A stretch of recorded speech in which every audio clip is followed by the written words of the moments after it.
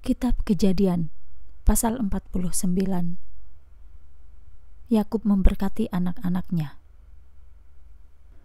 Kemudian Yakub memanggil semua anaknya dan berkata, "Berkumpullah kamu, supaya aku dapat menceritakan kepadamu apa yang akan menimpamu pada hari-hari yang akan datang. Berkumpullah dan dengarlah, hai anak-anak Yakub, dengarkanlah Israel, ayahmu. Ruben, anak sulungku, kamulah kejantananku, permulaan dari kegagahanku, yang terunggul dalam keluhuran, yang terunggul dalam kekuatan. Bagaikan air yang tidak terkendali, kamu tidak lagi menjadi yang terunggul, sebab kamu telah menaiki tempat tidur ayahmu, lalu kamu menajiskannya. Kamu telah menaiki tempat tidurku." Simeon dan Lewi adalah kakak beradik. Senjatanya adalah alat kekerasan. Hai jiwaku, janganlah masuk dalam perundingan mereka. Janganlah kemuliaanku menyatu dalam perkumpulan mereka, sebab dalam amarahnya mereka membunuh orang, dan dalam kesenangan dirinya mereka telah melumpuhkan sapi jantan. Terkutuklah amarah mereka, sebab itu bengis. Aku akan mencerai-beraikan mereka di antara Yakub, dan menyerakkan mereka di antara Israel. Yehuda, saudara-saudaramu akan memujimu. Tanganmu ada di leher musuh-musuhmu. Anak-anak ayahmu akan berlutut kepadamu. Yehuda bagaikan anak singa, dari mangsa kau pergi, anakku. Dia meniarap, dia berbaring bagaikan singa jantan atau singa betina. Siapa yang berani membangunkannya? Tongkat kerajaan tak akan beranjak dari Yehuda, begitu juga lambang pemerintahan dari antara kakinya, sampai ketika Shilo datang, dan kepadanya lah bangsa-bangsa akan taat. Yang menambatkan keledainya pada pohon anggur dan anak keledainya pada pohon anggur terbaik. Dia mencuci pakaiannya dengan anggur dan jubahnya dengan darah buah anggur. Matanya memerah karena anggur, giginya memutih karena susu.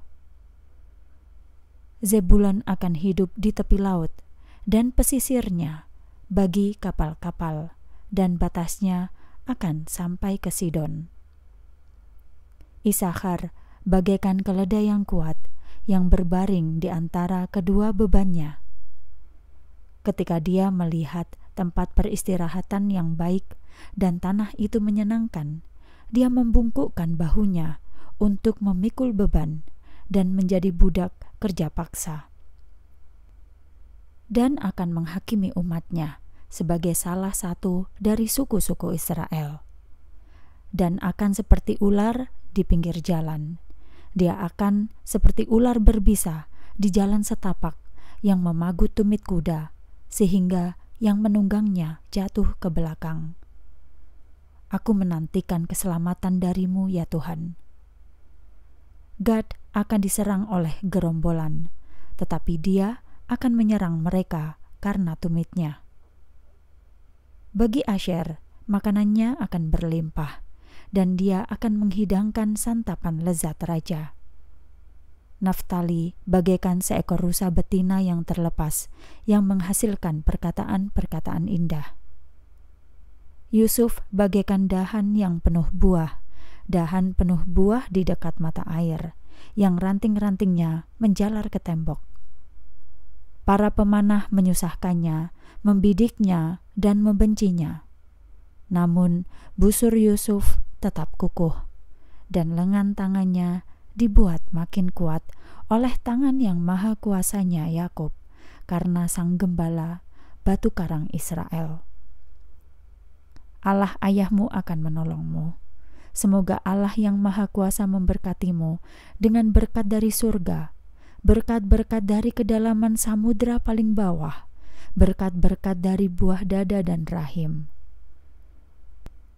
Nenek moyangmu diberkati banyak hal baik, tetapi aku, ayahmu, bahkan lebih diberkati lagi. Kiranya semua berkat itu turun ke atas kepala Yusuf dan ke atas mahkota kepalanya yang teristimewa dari antara saudara-saudaranya. Benyamin seperti serigala lapar. Pada pagi hari, dia membunuh mangsanya. Pada malam hari, dia membagi-bagikan rampasannya. Itulah semua suku Israel, sebanyak 12, dan itulah yang telah dikatakan ayahnya kepada mereka. Lalu dia pun memberkati mereka. Dia memberkati mereka masing-masing sesuai dengan berkatnya. Kematian Yakub. Kemudian dia berpesan kepada mereka dan berkata kepada mereka, "Aku akan dikumpulkan bersama bangsaku.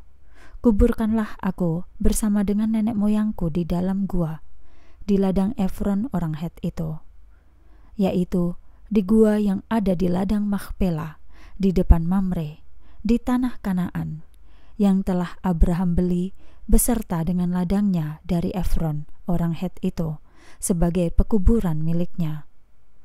Di sanalah mereka menguburkan Abraham dan Sarah istrinya. Di sanalah mereka menguburkan Ishak dan Ribka istrinya. Di sanalah aku menguburkan Lea." Pembelian ladang dan gua di dalamnya adalah dari keturunan Het. Setelah Yakub selesai berpesan kepada anak-anaknya, dia menarik kakinya ke tempat tidur, mengembuskan napas terakhirnya, dan dikumpulkan bersama umatnya.